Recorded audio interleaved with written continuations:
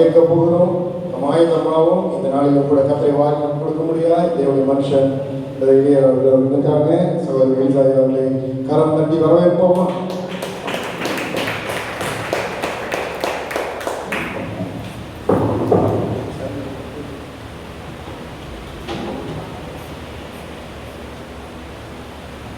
ஹல்லேலூயா. எத்தனை பேர் சந்தோஷமா இருக்கீங்க? ஆமென்.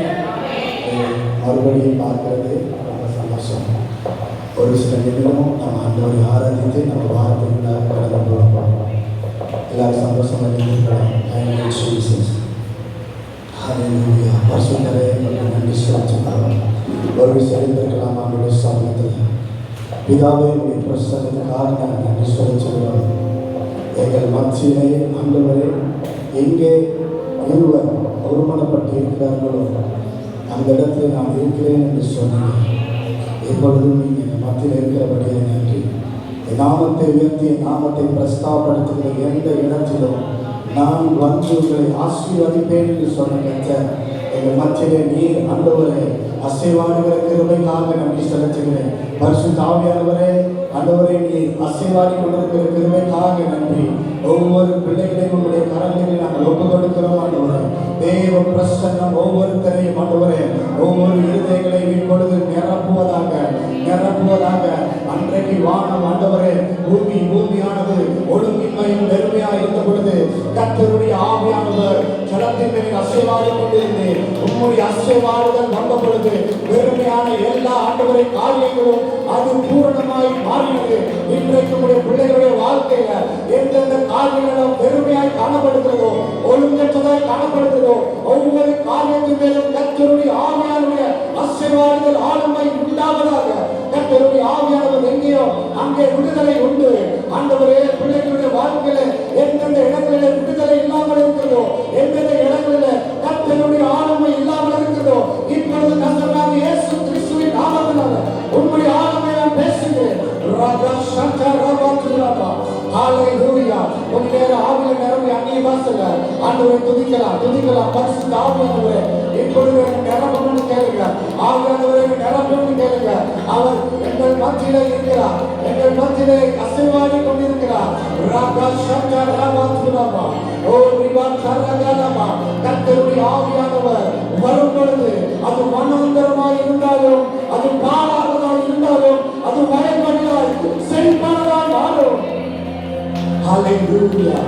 சத்துருவினாலே பாழாக்கப்பட்டது சத்துரு உட்புகுந்து குடியேற முடியாதபடி இருக்கிற எல்லா விதமான காரியங்களை கர்த்தருடைய ஆவியானவர் அந்த பாலாளர்களை பயிரிடமாய் மாற்றுகிறோம். தேவனே உடைய பிரசன்னத்துக்காக நன்றி செலுத்துகிறோம். என்னுடைய வாழ்க்கையினுடைய முதலாவது நோக்கம் உண்மை நாங்கள் நேசிக்கிறது தான். உண்மை முழு இதயத்தோடு முழு ஆத்மாவோடு முழு சிந்தையோடு முழு பலத்தோடு ஆராதிக்கிறது நேசிக்கிறது தான் இந்த வாழ்க்கையினுடைய எங்களுடைய முதலாவது இலக்காக இலட்சியமாக இருக்கிறதப்பா. எங்களுக்காக யாவையும் செய்து முடித்தவர் உங்களுடைய கிருபைகளுக்கும் உங்களுடைய இலக்கங்களுக்கு ஆண்டவரை முடிவே இல்லப்பா. நாங்கள் நிர்மூலமாக அதற்கு ஒரே ஒரு காரியம், நீங்க மாறாதவராய் எங்களை அழைத்தவர் நீ மாறாதவர். எங்களை தோல் மேல் சுமந்து கொண்டு வந்த நீர் மாறாதவர். ஆண்டவரே காலங்கள் மாறினது, சூழ்நிலைகள் மாறினது, எங்களை சூழ இருந்த மனிதர்கள் மாறினார்கள். உனக்காக நான் எதையும் செய்வேன், உனக்காக நான் என் உயிரை கொடுப்பேன் என்று வாக்கு கொடுத்தவங்க ஆண்டவரே சூழ்நிலைகள் வந்த பொழுது மாறி போனார்கள். நீரோ மாறாதவராயிருக்கிறீர். இயேசு கிறிஸ்து நேற்றும் இன்றும் என்றும் நீர் மாறாதவராயிருக்கிறீர். ஆண்டவரே உம்முடைய உண்மைக்காக நாங்கள் நன்றி செலுத்துகிறோம். You are El Emunah. நீ உண்மையுள்ள கர்த்தர். நீ சொன்னதை செய்து முடிக்க உண்மையுள்ளவர். நீ வார்த்தையாலே சொன்னதை கரங்களினாலே செய்து முடிக்க நீ உண்மையுள்ளவராய் இருக்கிறீர். அந்த உண்மையுள்ள தேவனை ஆராதிக்கிறோம். ஹல்லேலூயா. உம்முடைய அன்பைக்கு அளவே இல்லை. அப்பாவுடைய அன்பு அது மாறாததாக இருக்கிறது. உண்மை முழு உள்ளத்தோடு ஆராதிப்பேன். முழு பலத்தோடு அன்பு கூறுவேன்.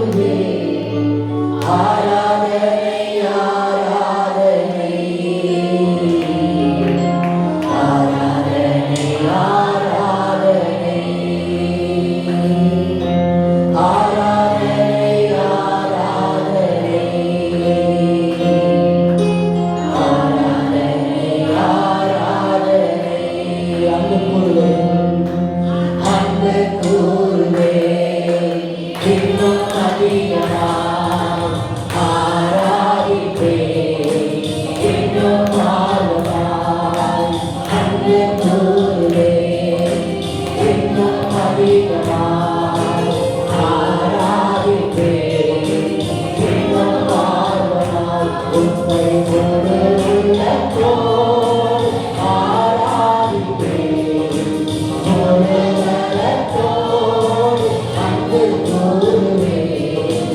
ஆராதனை ஆராதனை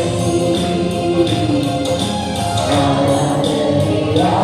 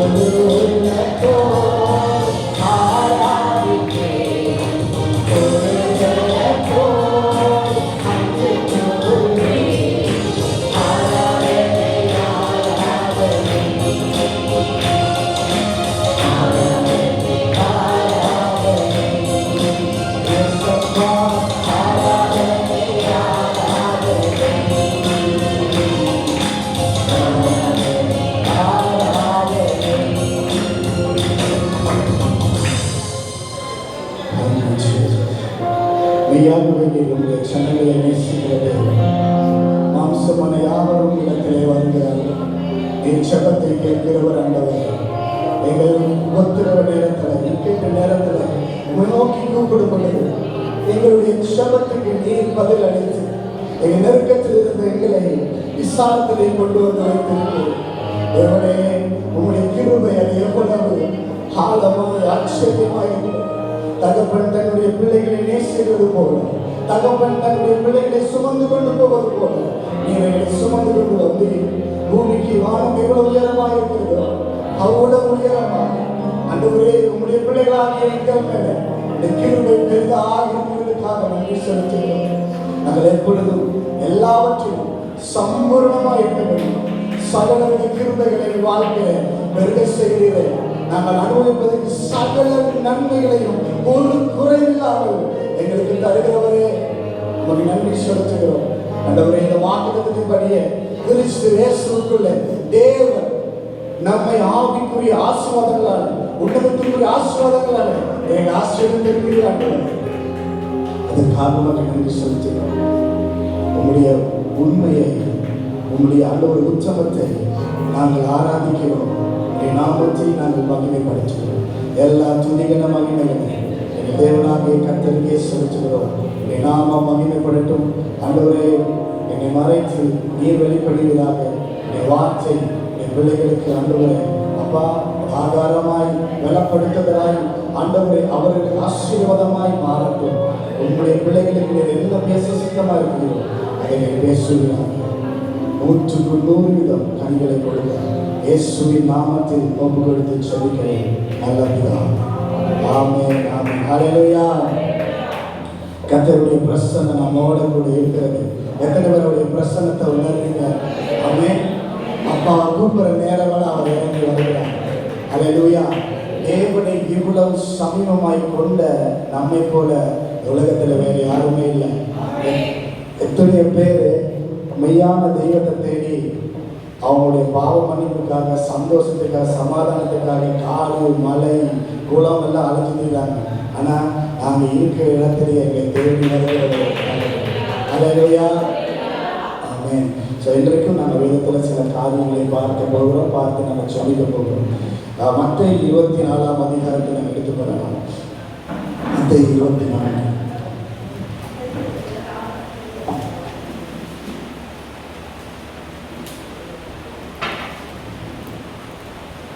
மத்தேயு 24 முதலாம் வசனத்தில் இயேசு தேவாலயத்தை விட்டு புறப்பட்டு போகையில் அவருடைய சீஷர்கள் தேவாலயத்தின் கட்டடங்களை அவருக்கு காண்பிக்க அவரிடத்தில் வந்தார்கள். இயேசு அவர்களை நோக்கி, இவைகளை எல்லாம் பார்க்கிறீர்களே, இவ்விடத்தில் ஒரு கல்லின் மேல் ஒரு கல் இராதபடிக்கு எல்லாம் இடிக்கப்பட்டு போகும் என்று மெய்யாகவே உங்களுக்கு சொல்லுகிறேன் என்றார். பின்பு அவர் ஒலிவமலையின் மேல் உட்கார்ந்திருக்கையில் சீஷர்கள் அவரிடத்தில் தனித்து வந்து, இவைகள் எப்பொழுது சம்பவிக்கும்? உம்முடைய வருகைக்கும் உலகத்தின் முடிவுக்கும் அடையாளம் என்ன? எங்களுக்கு சொல்ல வேண்டும் என்றார்கள். இயேசு அவர்களுக்கு பிரதித்திரமாக, ஒருவனும் உங்களை வஞ்சியாதபடிக்கு எச்சரிக்கையாய் இருங்கள். ஆமென். ஸோ இந்த அதிகாரம் முழுவதும் நீங்கள் பார்த்தீங்கன்னா கடைசி காலத்தில் ஆண்டவராகிய இயேசு கிறிஸ்து மறுபடியும் 2வது தடவையாக வரும்பதாக நடக்க போகிற அடையாளங்களை கர்த்தர் நமக்கு இதில் வெளிப்படுத்தி காண்பிக்கிறார். இப்போ ஆண்டவர் ஒளிவமலையில் உட்கார்ந்து இருக்கும் பொழுது சீசர்கள் கேட்குறாங்க, ஆண்டவரே உம்முடைய வருகைக்கும் உலகத்தின் கடைசி காலத்துக்கும் என்ன அடையாளங்கிறாங்க.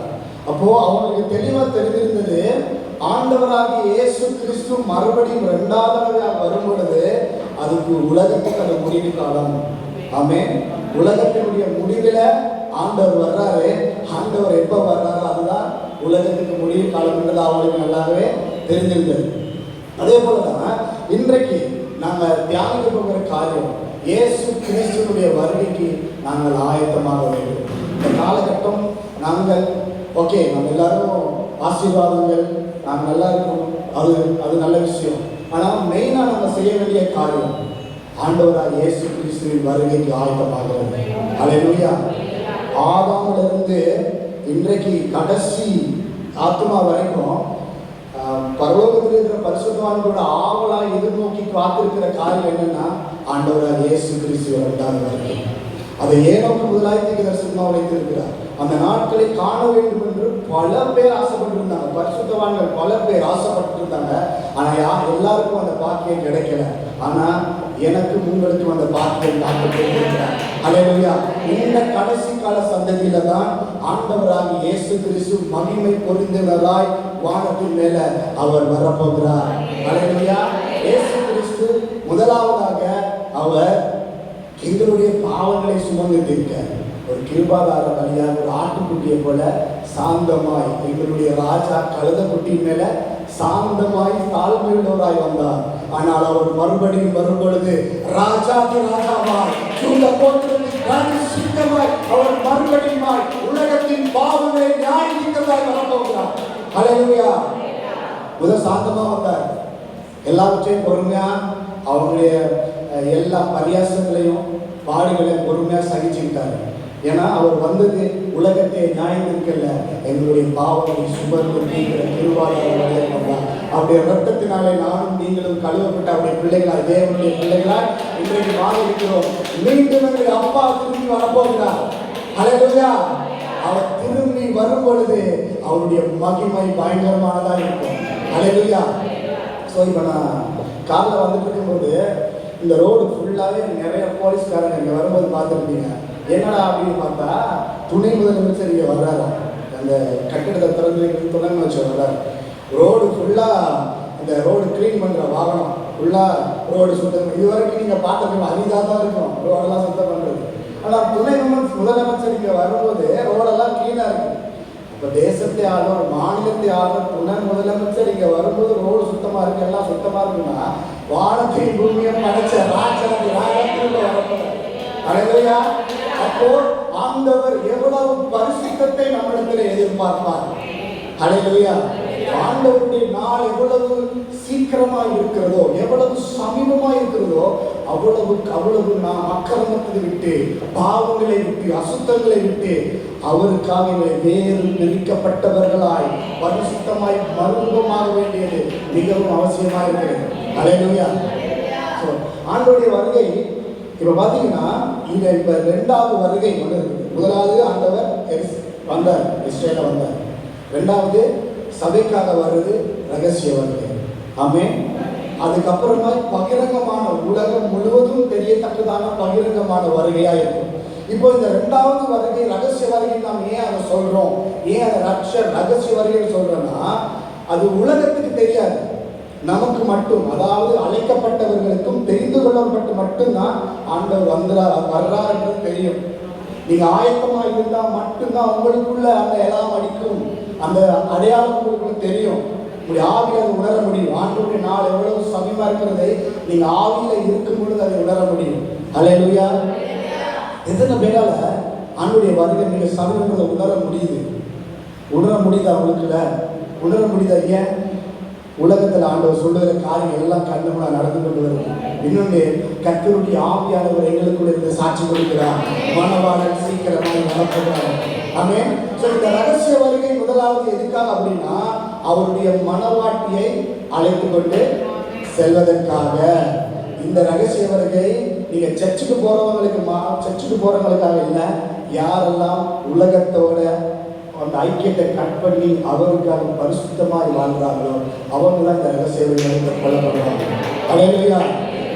இப்போ நீங்க கேட்டா சொல்லலாம், சபையெல்லாம் அப்படின்னா ஃபர்ஸ்ட் அந்த சபையெல்லாம் ஆண்டவருடைய மனவாட்டி இல்லையான்னு கேட்கலாம். இப்போ நான் உங்களுக்கு ஒரு கேள்வி கேட்கிறேன்.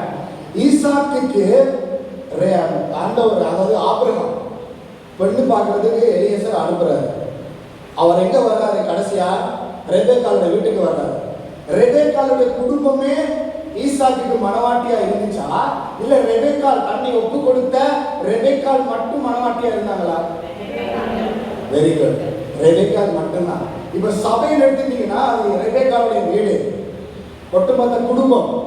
ஓகே. அதில் யார் ஒருவன் தன்னை கர்த்தருக்காக வேறு பிரித்து, ஆண்டவர் சொல்றாரு, விபச்சாரிகளே, உலக சிநேகிதம் தேவனுக்கு விரோதமான பகை. எவ்வளவு கடினமான மோசமான வார்த்தை பாருங்க, எவ்வளவு கடினமான வார்த்தை சொல்றாரு. அப்ப உலகத்துக்கு பிரியமாயிருக்க விரும்புகிறவன் தேவனுக்கு பகையாளியாய் மாறுகிறான். ஹல்லேலூயா. அதனால இவை எல்லாவற்றையும் விட்டு ஓய்ந்து உங்கள் மனவாளனை சந்திக்க நீங்கள் உங்களை பரிசுத்தமாக்கிக் கொள்ள வேண்டும். எப்படி ரெபெக்காள் தன்னை ஒப்பு கொடுத்தோம், அவங்களுடைய ஹார்ட்டை பாருங்க, அந்த ஊழியம் செய்யற அந்த இருதயம், ஊழியம் தன்னை சேவைக்கு அர்ப்பணிக்கிறாங்க. எலியேசர் வந்து கேட்கும் பொழுது, உமக்கு மாத்திரம் இல்லை, உங்களுடைய ஒட்டகங்களுக்கு நான் தண்ணி ஊற்றுவேன். எத்தனை ஒரு ஒட்டகம் எவ்வளவு வீட்டில் தண்ணி குடிக்கும் தெரியுமா? அத்தனை ஒட்டகங்களுக்கு அவங்க தண்ணியை கொண்டு வைக்கிறாங்க. அது தாழ்மையை குறிக்கிறது, தாழ்மையை, பணிவையும் சேவை செய்கிற மனப்பாங்கை குறிக்கிறது. ஆண்டவர் இந்த நாட்கள்ல சபை கிட்ட நம்ம கிட்ட அதான் எதிர்பார்க்கிறார். இப்ப மனவாட்டின்னு சொல்லும் பொழுது ஏதோ ஸ்திரீகள் பெண்கள் மட்டும்தான் கிடையாது, எல்லாருக்குமே. எனக்கும் அவர் தான் ஆத்ம மனவாளன். ஆமென். உங்களுக்கு அவர் தான் ஆத்ம மனவாளன். எங்க ஆத்மாவை கவர்ந்து கொண்டவர் அவர் மட்டும்தான். அவரை தவிர வேறு யாராலும் இல்லை, திருப்திப்படுத்த முடியாது. நீங்க எவ்வளவு பெரிய பாட்டிக்கு போகலாம், எவ்வளவு பெரிய ருசியான சாப்பாடு போகலாம், எவ்வளவு கல்யாணத்துக்கு போகலாம், ஆனா முடிவில் அது சஞ்சலம் சஞ்சலம் சஞ்சலம் மட்டும்தான் இருக்கும். ஆமே, நீங்க நாலு அதாவது கூட்டப்பட்ட ஒரு ரூமுக்குள்ள அப்படி பிரசனத்துல இருந்து பாருங்க, அதை தவிர வேற சந்தோஷம் எங்கேயுமே கிடையாது. இந்த அனுபவத்துல நான் சொல்றேன். அல்லேலூயா. அவரோட பழக, அவரோட உறவாடுறது தான் உண்மையான ஒரு சந்தோஷம். ஆமே. சோ இப்ப ஆண்டவர் இந்த இடத்துல அவருடைய வருகைக்கும் இந்த உலகத்துல நடக்க போகிற காரியங்களுக்கும் ஆன காரியங்களை சம்பந்தப்படுத்தி சொல்றாரு. இப்ப இங்க பாருங்க, ஃபர்ஸ்ட் ஆண்டவர் வந்து சொல்றாரு, உங்களை வஞ்சியாதபடிக்கு எச்சரிக்கையா இருங்க. 4ஆம் வசனத்துல வாசிங்க.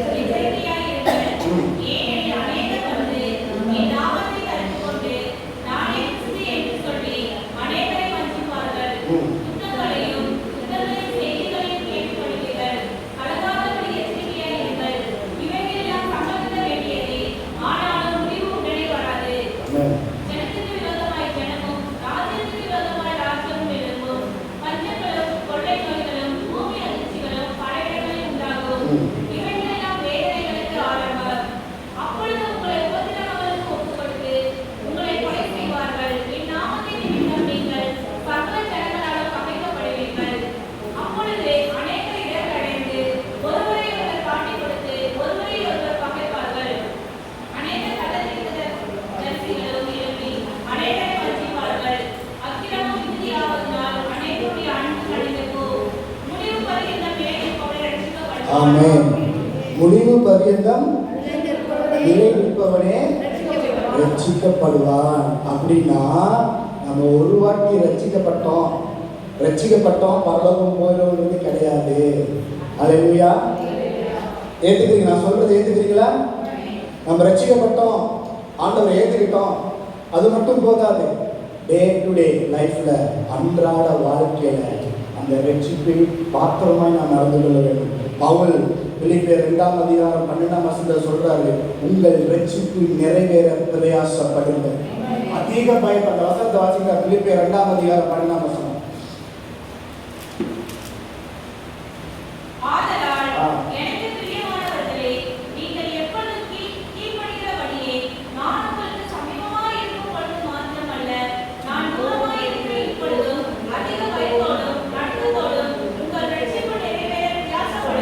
ஆமென். என்ன சொல்றாரு? இதை சொல்றது யாரு? ஆண்டவருடைய அப்போஸ்தலர். வேதாகமத்துல, புதிய ஏற்பாட்டுல அநேக நிருபங்களை எழுதினவர் சொல்றாரு, அதிக பயத்தோடும் நடுக்கத்தோடும் உங்கள் ரட்சிப்பு நிறைவேற பிரயாசப்படுங்கள். அல்லேலூயா. இதே பவுல் தான் சொல்றாரு. கடைசியில் சொல்றாரு, அவருடைய ஊழியத்தினுடைய கடைசி காலத்துல சொல்றாரு, நல்ல போராட்டத்தை போராடினேன், ஓட்டத்தை முடித்தேன், விசுவாசத்தை காத்துக் கொண்டேன். அப்ப அனுதினமும் உங்களுக்கு போராட்டம் உண்டு. எபேசியர் 6ஆம் அதிகாரத்துல பார்க்கிறோம், பிசாசு கொள்ளாமல் எய்கிற அக்கினி ஆஸ்திரங்களை நீங்கள் அதிலிருந்து தப்பித்துக் கொள்ள தேவனுடைய சர்வாயுத வர்க்கங்களை தரித்துக் கொள்ளுங்கள் அப்படின்றார். சோ இங்க நாங்க பார்க்கிறோம், இதுல நீங்க பாருங்க, நம்ம 24ஆம் அதிகாரம், மத்த 24ஆம் அதிகாரத்துல பார்த்ததுல மெயினா ஆண்டவர் சொல்ற விஷயம் என்னன்னு பாத்தீங்கன்னா, அக்கிரமம் மிகுதியாவதினால் அநேகருடைய அன்பு தணிந்து போகும். அநேகருடைய அன்பு எப்படி என்ன பண்ணுமா? தணிந்து போகும். இந்த இடத்துல ஆண்டவர் அன்பு அப்படின்னு சொல்லும் பொழுது அது எந்த பதத்தை சொல்றாரு, எந்த அன்பை சொல்றாரு அப்படின்னா அகாபே. அதாவது கிரேக்கத்துல அகாபே. அகாபேனா தேவனுடைய அன்பு. இப்ப நீங்க இந்த அன்பை புரிஞ்சுக்கணும்னு சொன்னா அன்பினுடைய வகைகளை புரிஞ்சுக்கொள்ள வேண்டும். There are 4 kinds of love in the Bible. நான் வேதத்துல 4 விதமான அன்பை குறித்து சொல்லப்பட்டிருக்கிறது. இந்த இடத்துல ஆண்டவர் உபயோகப்படுத்துகிற அன்பு என்னன்னா அகாபே அன்பு.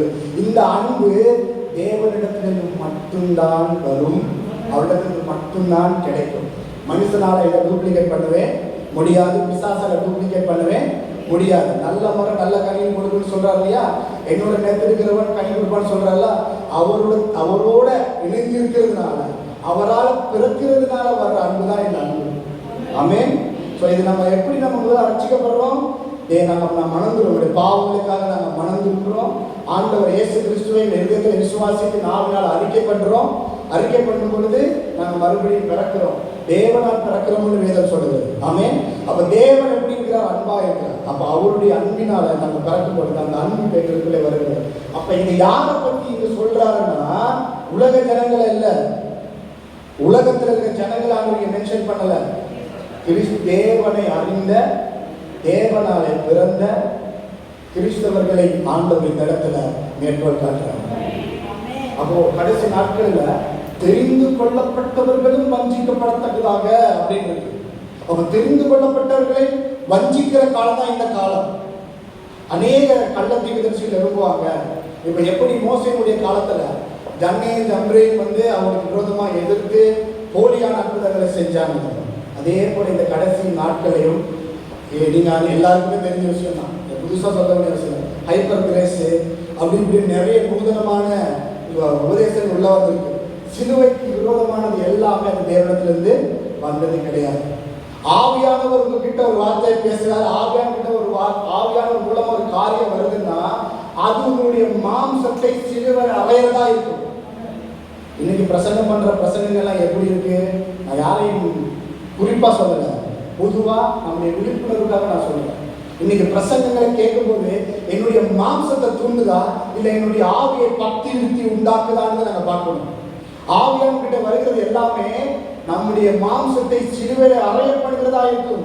ஏன்னா வசனம் சொல்லுகிறது, கிறிஸ்துவர்கள் தங்கள் மாம்சத்தையும் அதன் ஆசை இச்சைகளையும் சிலுவையில் அறைந்திருக்கிறார்கள். உன்னுடைய ஈகோவை தூண்டுற மாதிரி, உன்னுடைய பெருமையை தூண்டுற மாதிரி, உன்னுடைய ஆசை இச்சைகளை தூண்டுற மாதிரி வருது எதுவுமே தேவனிடத்திலிருந்து வருகிறது கிடையாது. அல்லேலூயா. அப்படிப்பட்ட உபதேசங்களுக்கு, அப்படிப்பட்ட பிரசங்கங்களுக்கு நீங்க மிகவும் எச்சரிக்கையா இருக்க வேண்டும். அது உங்களுடைய ரட்சிப்பையே பாதிக்கும். உங்களுடைய விசுவாசம் கப்பலை சேதப்படுத்தும். பரலோகம் போகிறதே தடுத்து நிறுத்தும். இப்படிப்பட்டவங்க தான் ஆண்டவர் சொல்றாரு, என்னை விட்டு அகன்று போங்க, அக்கிரம செய்யக்காரர்கள் என்னை விட்டு அகன்று போங்க. இதுல ஆண்டவர் சொல்றது அக்கிரமம் மிகுதியாவதனாலே அதாவது அன்பு தணிந்து போகும் என்றார்.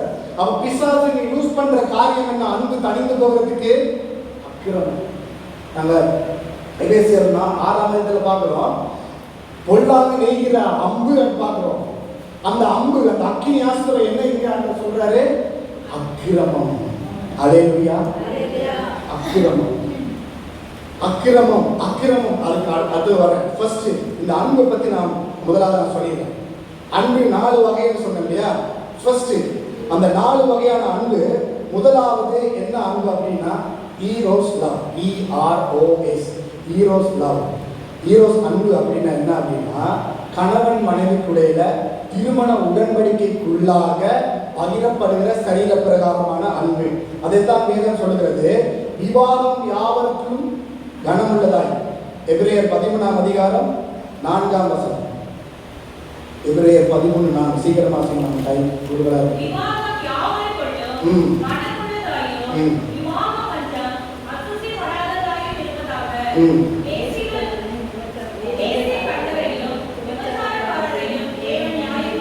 தேசிக்கலரையும் விபசாரக்காரையும் தேவன் நியாயம் தீர்ப்பார். விவாகம் யாவருக்குள்ளும் கனமானதாயும் விவாகம் மஞ்சம் அசுசிப்படும் படாததுமாய் இருப்பதாக. அல்லேலூயா. இந்த அன்பு சுயநலமில்லாத அன்பாக, இச்சை இல்லாத அன்பாக பகிரப்பட வேண்டும் என்பது தேவனுடைய திட்டம். பாவத்துக்கு முன்பதாக ஆதாமேவல் நீங்க பழகி பெறுங்கள் என்று சொல்லி ஆண்டவர் கொடுத்த பரிசுத்தமான அன்பு தான் இந்த அன்பு. இந்த அன்பை தான் பிசாசு இன்னைக்கு கொச்சைப்படுத்தி அசிங்கப்படுத்தி இன்னைக்கு தேச இச்சை காம விகாரம் என்ற பேர்ல நிறைய கல்யாட்டங்களை, இந்த ஓரணை சேர்க்கை, அந்த பாவம் இந்த பாவம், நூதனமான நம்முடைய சிந்தனைக்கு எட்டாத பாவங்கள் எல்லாம் நடந்துட்டு இருக்கு. ஆமென். தேவன் அதுக்கு எதிராக இருக்கிறார். ஆண்டவர் சொல்றாரு, கணவன் மனைவிக்குள்ள கூட இது முறை தவறுன இதா இருந்தால் தேவன் நியாயம் தீர்ப்பார். உடன்படிக்கைக்குள்ள இருந்தா கூட அவங்களுடைய மாம்சத்தின் காரியங்கள் அங்க வெளிப்பட்டால், இச்சைகள் அங்க வந்தால் தேவன் நியாயம் தீர்ப்பார். தேவன் இப்படிப்பட்ட பரிசுத்தமான தேவனுக்குள்ளாக இருந்து வருகிற அந்த பரிசுத்தமான அன்பை தான் தேவன் ஆஸ்வதித்து கற்பத்தின் கனி தேவனால் வருகிற சுதந்திரம். அல்லேலூயா. தேவன் கொடுக்கிறது எல்லாம் அது பரிசுத்தமானது. ஆமென். இது முதலாவது அன்பு, ஈரோஸ் அன்பு. இரண்டாவது வகையான அன்பு பாத்தீங்கன்னா ஸ்ட்ரோகே லவ் அப்படின்னா ஃபேமிலி லவ். குடும்பங்களுக்குள் பகரப்படுகிற அன்பு. இது இரத்த சம்பந்தப்பட்ட உறவுகளுக்குள்ளாக வருகிற பகிரப்படுகிற அன்பு.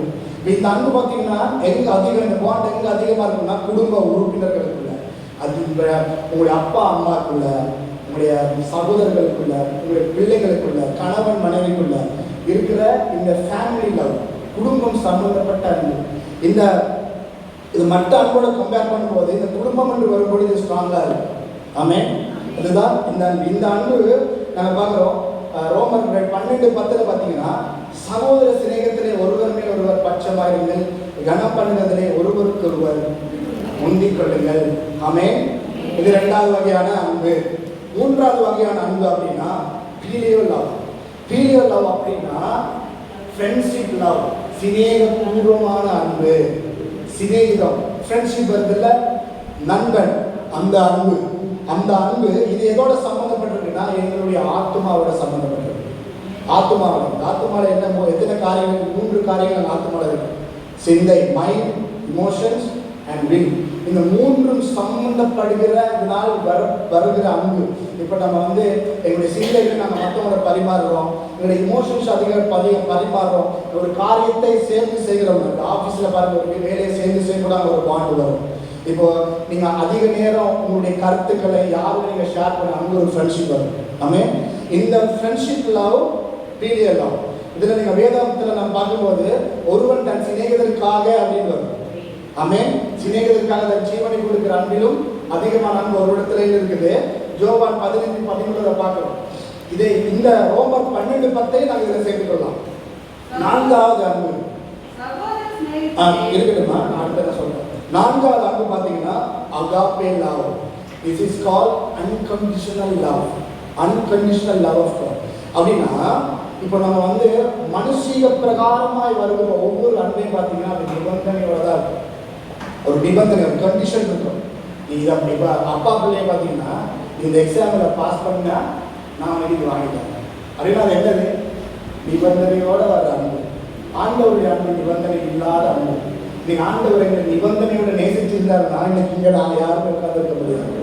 நாம் பாவிகளாக இருக்கையில், ரோமர் 5 பார்க்கிறோம், நாம் பாவிகளாக இருக்கையில், அவருக்கு எதிரிகளாக இருக்கையில், துரோகிகளாக இருக்கையில் அவர் தம்முடைய ஒரே பேரான குமாரனை நமக்காக கொடுத்ததினால் அன்பு வெளிப்பட்டிருக்கிறது. அதுதான் அந்த தூய்மையான அன்கண்டிஷனல் லவ். அல்லேலூயா. ஆண்டவர் சொல்றாருல, உங்கள் சத்துருக்களையும் சிநேகியுங்கள், உங்களை பகைக்கிறவருக்கு என்ன பண்ணலாம்?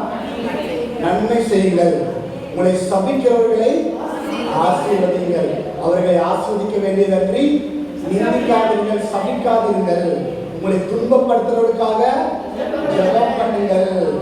உன்னை ஒரு கணத்தில் அறைகிறவனுக்கு மறு கணத்தை காட்டு, உன்னுடைய வங்கி எடுத்துவதற்கு ஒரு வஸ்திரத்தையும் விட்டுவிடு. இதுதான் தேவனுடைய நிபந்தனை. இதுதான் இந்த பரிசுத்தமான அன்பு. அல்லேலூயா. அன்புடைய இந்த டெபினேஷன் எங்க பார்க்கலாம் அப்படின்னா 1 கொரிந்தியர் 13 அது ஃபுல்லாவே அன்புக்கான சாப்டர் தான். அன்புக்காக ஒதுக்கப்பட்ட சாப்டர். அதுல மெயினா இந்த கேரக்டரிஸ்டிக் ஆஃப் லவ் எங்க 4ஆம் வசனத்திலிருந்து 8ஆம் வசனம் வரைக்கும்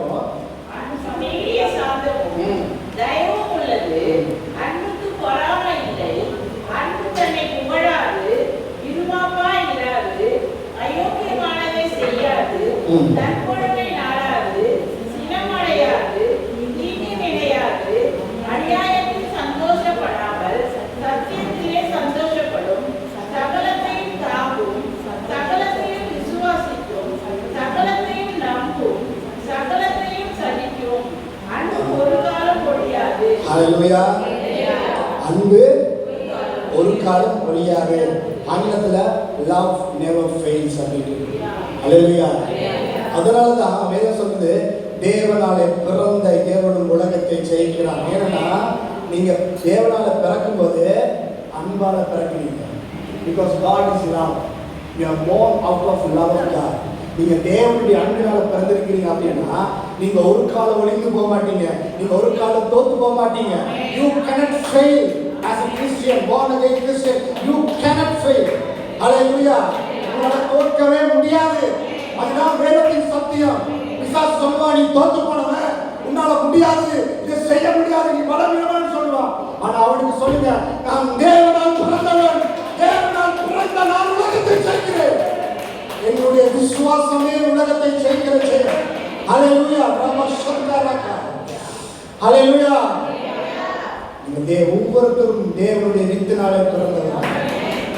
அந்த வித்து உங்களுக்குள்ள இருக்கு. அது எப்படிப்பட்ட வித்து? பரிசுத்தமான வித்து, தேவனுடைய அன்பின் வித்து.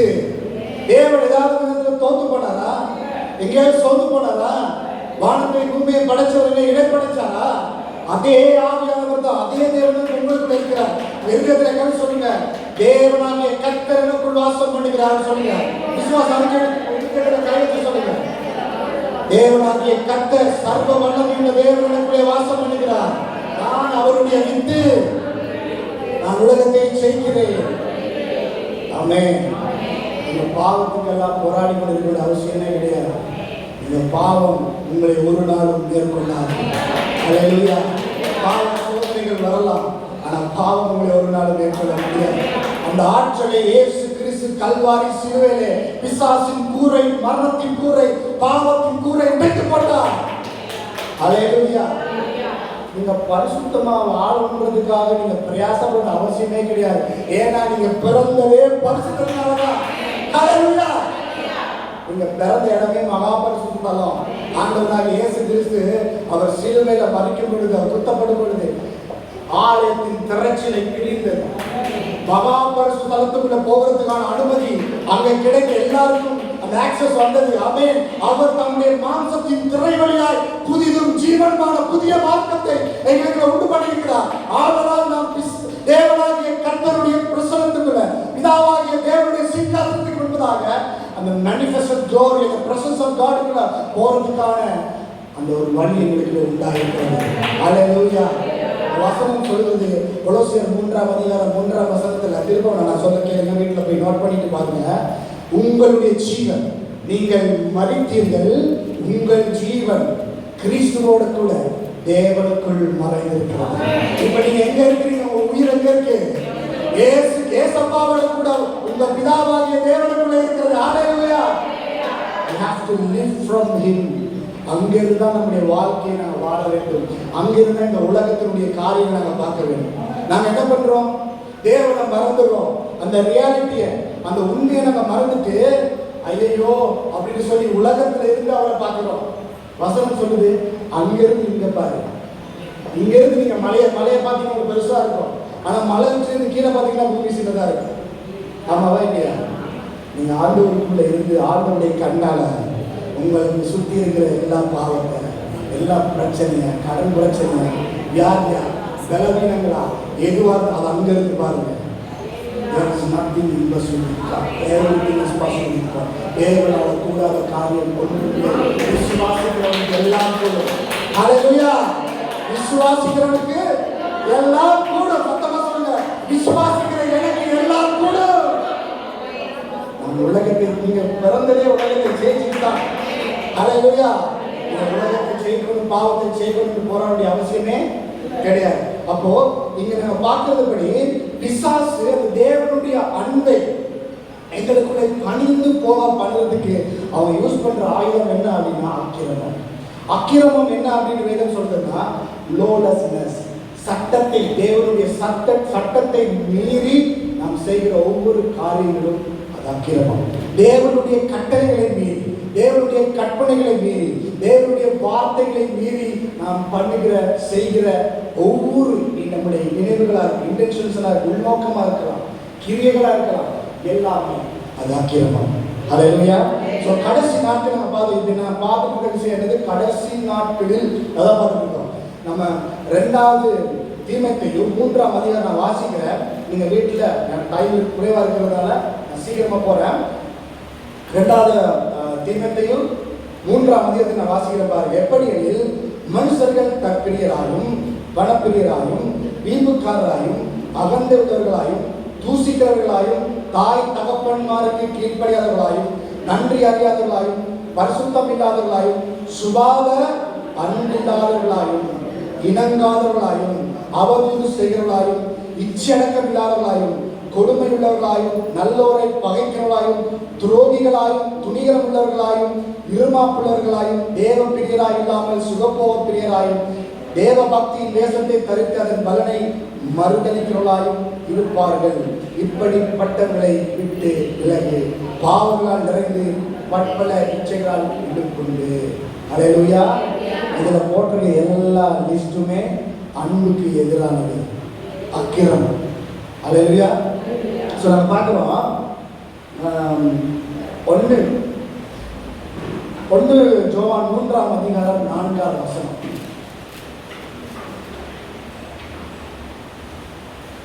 பாவம் செய்கிற எவனும் நியாயப்பிரமாணத்தை மீறுகிறான்.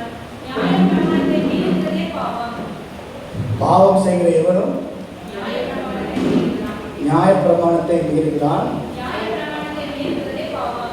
நியாயப்பிரமாணத்தை மீறுகிறதே பாவம். அது ஆங்கிலத்தில் பார்த்தீங்கன்னா, everyone who practices sin also practices lawlessness and sin is lawlessness.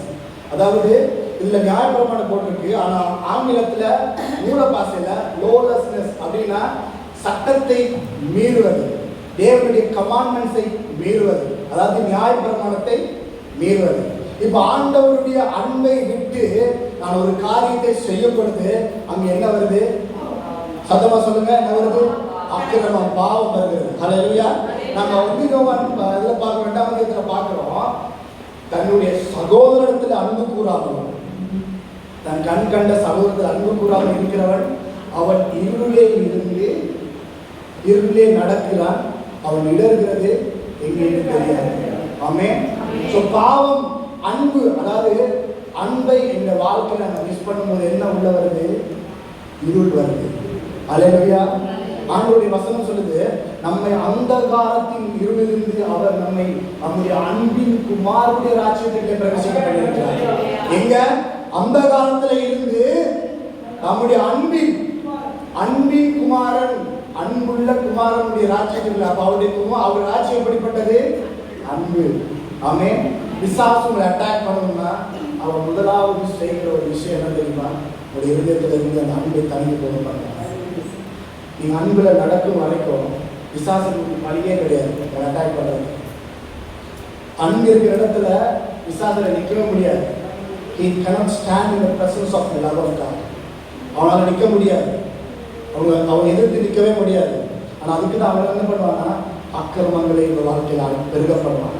இப்போ நம்மளால தாங்கக்கூடாத ப்ரெஷர் வரும்பொழுது, தேவையில்லாத சத்தம் இல்லை, ஒருத்தர் வந்து சும்மா கத்திட்டே இருக்க வச்சுக்கிறது, ஓரளவு தான் எங்களை தாங்க முடியும். மனுஷனாக இருக்கிற எல்லாரும் தேவையில்லாத பல ப்ரெஷர் வந்து என்ன பண்ணுறோம், நம்மளே கத்துறோம் இல்லையா? நான் எனக்கு நடந்தது, மனுஷனாக இருந்தால் எல்லாருக்குமே அது நடக்கும். ஆமென். இல்லை எந்த பரிசுத்தவானா இருந்தாலும் ஒரு அளவுக்கு மேல ப்ரெஷரை அந்த மனுஷனால தாங்க முடியாது. இப்ப பிசாசு என்ன பண்றான்னா, இந்த கடைசி காலத்துல அன்பை தனிந்து போகும் படிப்படி இப்படிப்பட்ட ஒரு அவனுடைய கூட்டத்தை எழுப்புறான். அக்கிரமத்தினால நிறைந்த கூட்டத்தை, 2 கூட்டம் இந்த கடைசி நாட்களில் எழுப்புகிறது. ஒன்று தேவனுடைய கூட்டம், தேவனுடைய சந்ததி, இன்னொன்று பிசாசின் சந்ததி. இப்ப நாங்க சுவிசேஷ புத்தகத்துல பார்க்கிறோம், ஆண்டவர்கிட்ட வந்து கேட்கிறாங்க, ஆண்டவரே இந்த கோதுமை எதுக்குள்ள, கோதுமைகளுக்குள்ளாக களைகள் வளர்ந்துருக்கு, இதை பறிச்சிடலாமா, இதை பிடிங்கலாமா கேட்கும். ஆண்டவர் என்ன சொல்றாரு? இப்ப பிடிங்க வேண்டாம், நீங்க பிடிங்கன்னா கோதுமையை சேர்த்து பிடிக்கிறீங்க, கொஞ்ச நாளைக்கு அதை வளரவில்லை, கடைசி நாட்கள் அறுவடைக்கு அந்த டைம்ல பிடிங்கி அதில் அக்கில போட்டுடலாம். இது என்ன உபமை அப்படின்னா, இந்த கடைசி நாட்கள்ல 2 விதமான கூட்டத்தை ஒன்று தேவனுடைய ஆவினால் நடந்தின, தேவனுக்கு பயப்படுகிற தேவ பக்தி உள்ள தேவனுடைய கிறிஸ்துவின் சந்ததி, இன்னொன்று பிசாசின் ஆவினால அந்தி கிறிஸ்துவால நிரப்பப்பட்ட இன்னொரு அவருடைய பாவத்தின் இன்னொரு சந்ததி. அவர்கள் தேவனை அறிந்திருந்தும் தேவனை மகிமைப்படுத்தாது இருக்கிறபடியினால தேவன் அவர்களை காம விகாரத்துக்கு ஒப்பு கொடுத்தார். ரோமர் 1ஆம் அதிகாரத்தில் நாங்கள் படிக்கிறோம். நாங்கள் அப்படிப்பட்ட கூட்டங்கள் தேவனுக்கு பயந்து அவருடைய சித்தத்தை செய்கிற கூட்டமாக இருக்கிறோம். அப்ப பாவம் எல்லாமே என்னவா? அக்கிரமமா இருக்கிறது.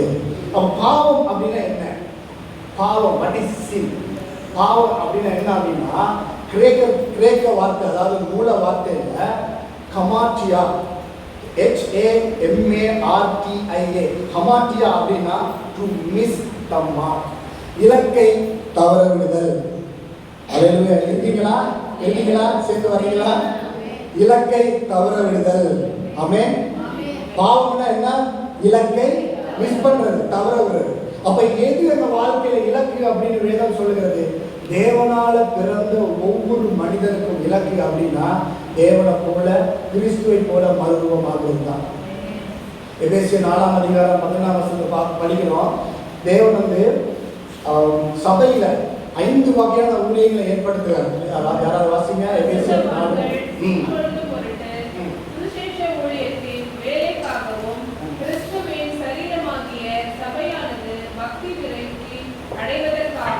அவர் சிலரை அப்போஸ்தலராகவும், சிலரை தீர்க்கதரிசிகளாகவும், சிலரை சுவிசேஷகராகவும், சிலரை மேய்ப்பராகவும், போதகராகவும் ஏற்படுத்தினார். அது கிறிஸ்துவின் பரிபூர்ண வளர்ச்சியின் ஒரு வசனம் இருக்கு பாருங்க. கிறிஸ்துவின் பரிபூர்ண வளர்ச்சி அனைவரும் தேவனுடைய குமாரனை பற்றும் விசுவாசத்திலும் அறிவிலும் ஒருமைப்பட்டவர்களாகி கிறிஸ்துவினுடைய நிறைவான வளர்ச்சியின் அளவுக்கு தக்க பூரண புருஷராகும் வரைக்கும். ஆமென். கிறிஸ்துவின் நிறைவான வளர்ச்சி அளவுக்கு தக்க பூரண புருஷராகும் வரைக்கும். அப்படின்னா தேவன் உங்களை குறித்த திட்டம் என்ன வச்சிருக்கிறாரு? நீங்க அவருடைய குமாரனை போல மாற வேண்டும். அதைத்தான் நாங்கள் ரோமர் 8ஆம் அதிகாரம் 29-30 படிக்கிறோம். அவர் தம்முடைய குமாரின் சாயலுக்கு ஒப்பாய் இருக்கும்படி நம்மை முன்குறித்திருக்கிறார். அல்லேலூயா. பக்கத்துல இருக்கிறவங்க கைப்பிடி சொல்லுங்க, நீங்க இயேசு கிறிஸ்துவை போல மாறதான் பிதாவின் சித்தம். சிரிச்சுட்டே சொல்லுங்க சுவிசேஷம். ஆமென். அல்லேலூயா. நீங்க அப்பா ஏசப்பா போல மாறுதா அவருடைய திட்டமா இருக்கு. ஆண்டவர் ஆதாமேவளை படைக்கும் போது நம்முடைய சாயலாயும் நம்முடைய ரூபத்தின் படி தான் படைச்சாரு. ஆமென். அப்போ தேவனால பிறந்த ஒவ்வொரு கிறிஸ்தவனுக்கும் இருக்க வேண்டிய இலக்கு என்ன அப்படின்னு நம்ம பார்க்கலாம். 1 கொரிந்தியர் 12ஆம் அதிகாரம் 30ஆம் வசனம், அப்புறம் 1 கொரிந்தியர் 14:1. முக்கியமான வரங்களை நாடுங்கள், இன்னும் அதிக மேன்மையான வழியையும் உங்களுக்கு காண்பிக்கிறேன். அன்பை நாடுங்கள், ஞான வரங்களையும் பெறுங்கள், விசேஷமாய் தீர்க்கதரிசன வரத்தையும் பெறுங்கள். ஆமென். இதுல பாருங்க, இதுல 12ஆம் அதிகாரம் 30ஆம் வசனம் என்ன சொல்றதுன்னா, I will show you more excellent way. இதை விட அதிக மேன்மையான வழியை நான் உங்களுக்கு சொல்றேன் அப்படின்னு பவுல் சொல்றாரு.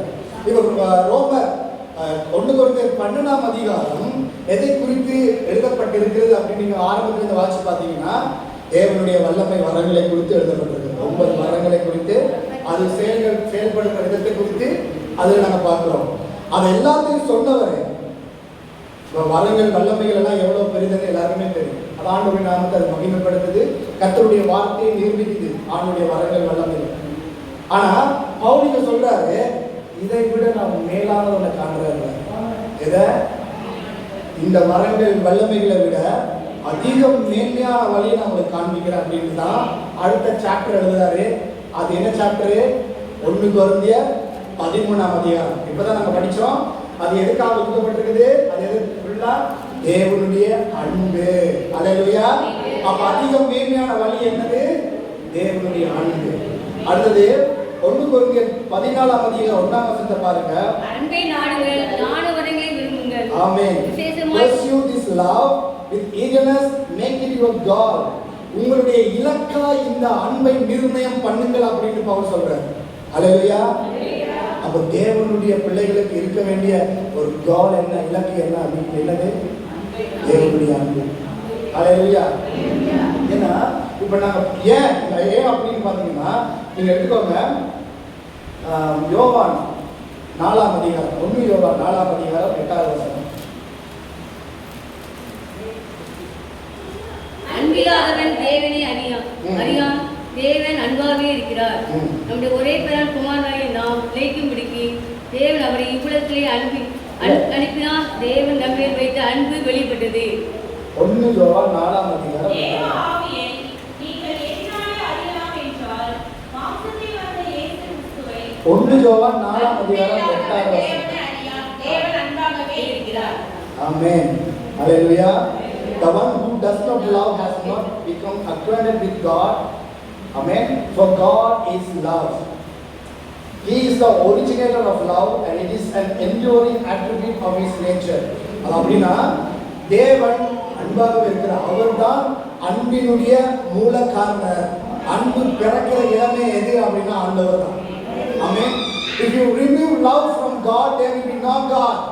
நீங்க அன்பை தேவனிடத்திலிருந்து எடுத்துட்டீங்க அப்படின்னா தேவன் இருக்க மாட்டார். ஏன்னா தேவன் தான் அன்பு. அன்புக்கு ஒரு ரூபம் கொடுத்தால் அவர்தான் நம்முடைய அப்பா. ஆமென். அப்போ நாம் ஏன் அன்பாக இருக்கணும், நாமே அன்புல வளரணும் அப்படின்னா உங்க அப்பா அன்பா இருக்கிறார். ஆமென். இப்போ சிங்கத்துக்கு பிறந்த குட்டி எப்படி பூனை மாதிரியா வளரும்? சிங்கம் மாதிரி தானே வளரும். சிங்கம் மாதிரி தானே கர்ச்சிக்கும். இப்போ ஆப்பிள் மரம் வந்து கொய்யாக்காய் கொடுக்குமா? ஆப்பிள் தான் கொடுக்கும். அப்போ அவருடைய வித்து எங்களுக்கு தரித்திருக்குதுன்னு 1 யோவான் 3:9 நம்ம படிக்கிறோம்.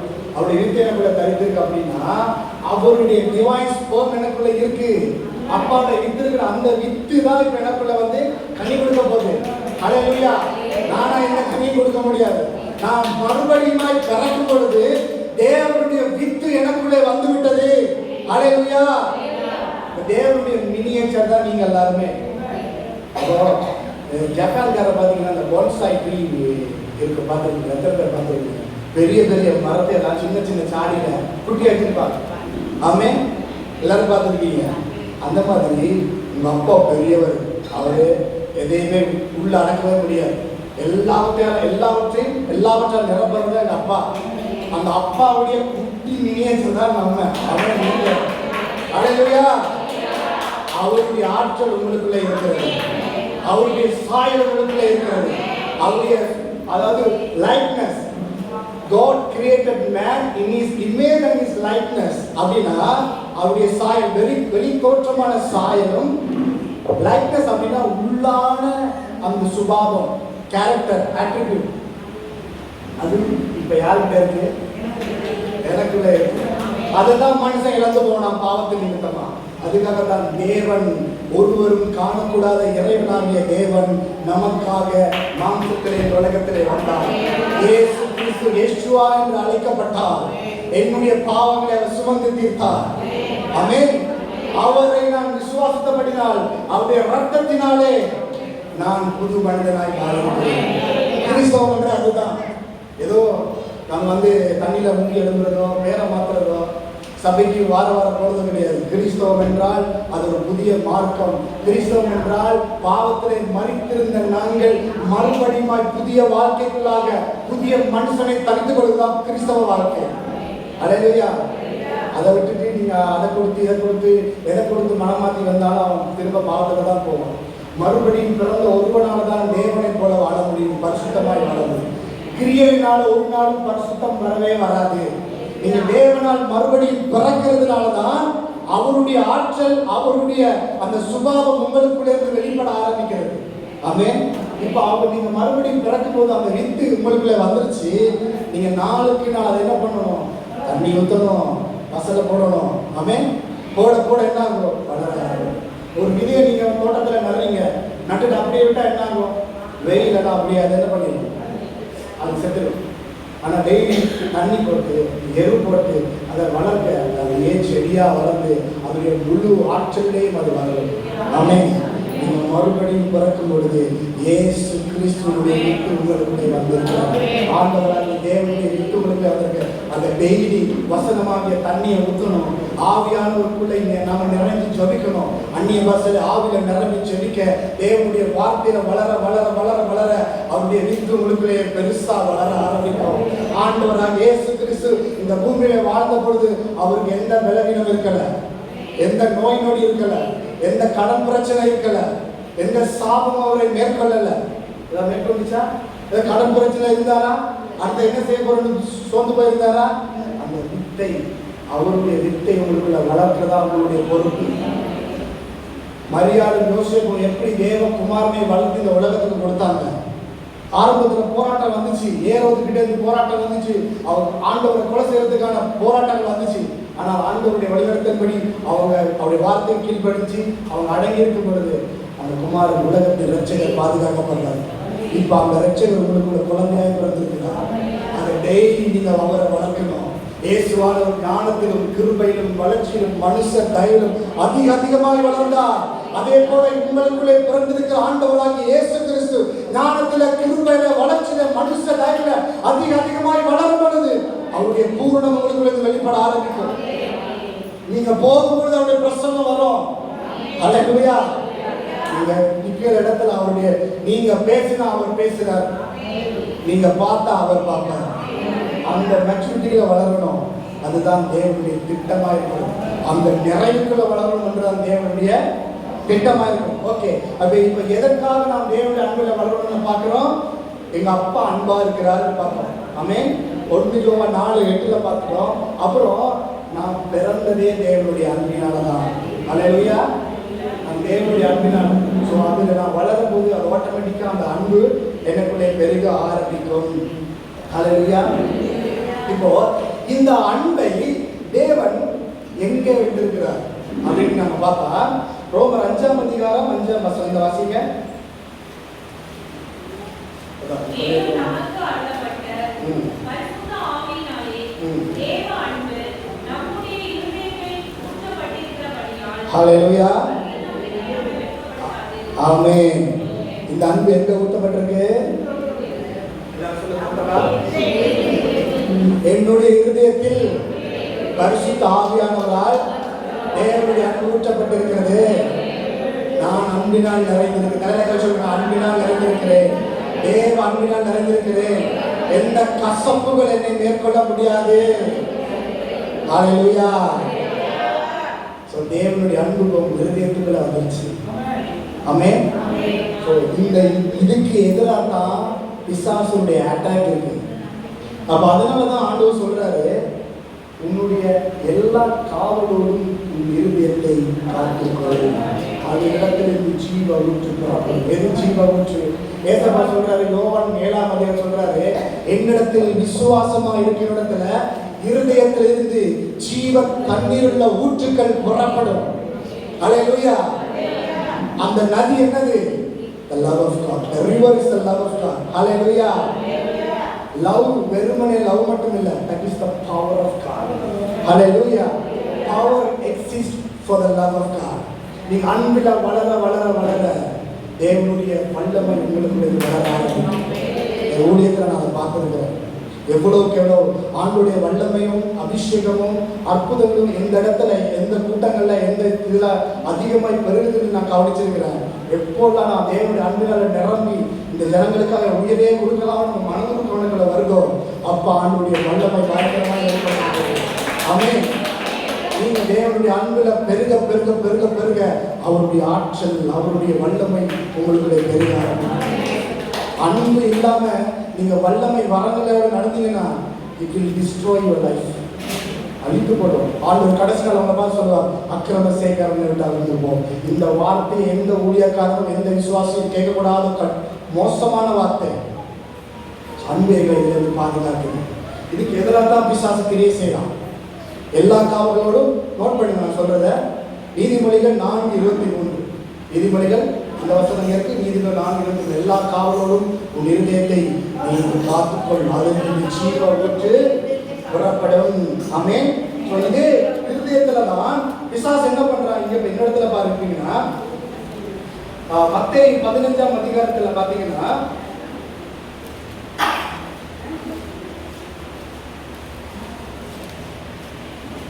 ஆண்டவர் சொல்றாரு, எல்லா மோசமான பாவங்கள் இருதயத்திலிருந்து பெறப்படுகிறது. ஆமென். விபச்சாரம், பொறாமை, கொலை. வாசிங்க மத்தேயு 15, 18, 19 வாசிங்க. வாயிலிருந்து புறப்படுகிறவைகள் இருதயத்திலிருந்து புறப்பட்டு வரும். அவைகளே மனுஷனை தீட்டுப்படுத்தும். பொல்லாத சிந்தனைகள், கொலை பாதகங்கள், விபச்சாரங்கள், வேசித்தனங்கள், களவுகள், பொய் சாட்சிகள், தூசணங்களும் புறப்பட்டு வரும். இவைகளே மனுஷனை தீட்டுப்படுத்தும். ஆமென். அப்ப இருதயத்துல இருக்கிற காரியம் தான் எங்களை தீட்டுப்படுத்துறது. ஆண்டவர் இறைமையில சொல்றாரு, இருதயமே எல்லாவற்றை பார்க்கிலும் மிகவும் கேடுள்ளதாய் இருக்குள்ளதாய் இருக்கிறது அப்படின்ற. அப்போ நம்முடைய இருதயத்தை மறுபடியும் பிறந்த நாங்க அனுதினமும் பயத்தோட ரட்சிப்போட ரட்சிப்பு நிறைவேற நம்ம பிரயாசப்பட வேண்டும். ஒரு இருதயத்தை பாதுகாக்க வேண்டும். தேவலாத எண்ணங்கள் பிசாசு, நீங்க நினைக்காதீங்க ஒரே நாள்ல என்னுடைய இருதயம் அக்கிரமத்தில் நிறைந்துடாது. ஆண்டவர் இங்க சொல்றாரு, மத்த 24 அக்கிரமம் பெருகிறதுனால அன்பு கனி